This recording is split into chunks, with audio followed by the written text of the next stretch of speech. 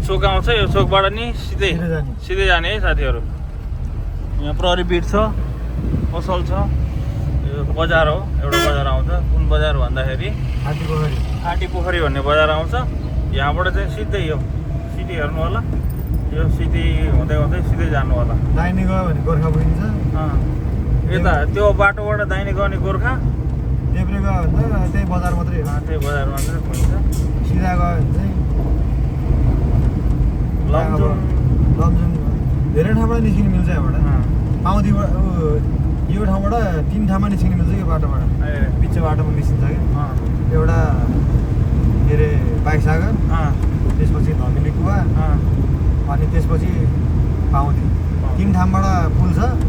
तपाईँ जहाँनिरबाट निस्किनु चाहनुहुन्छ त्यहीँबाट निस्किनु सजिलो चाहिँ कुनबाट निस्किन सजिलो हुन्छ सजिलो पाउँदी सिधै गयो भने पाउँदीबाट चाहिँ सजिलो हुन्छ अरे एकदम सजिलो राम्रो बाटो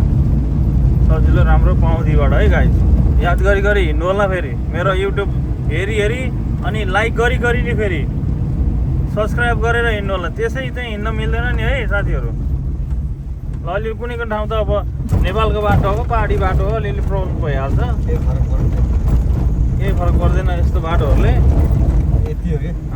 यति अलिअलि घाँडा घुम्नु त भइहाल्छ नि यार पहाडी बाटो हो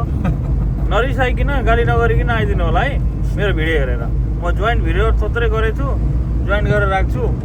पछि लमजुङ आउँदाखेरि तपाईँहरूलाई सजिलो हुन्छ मलाई पनि सजिलो हुन्छ ल गाइस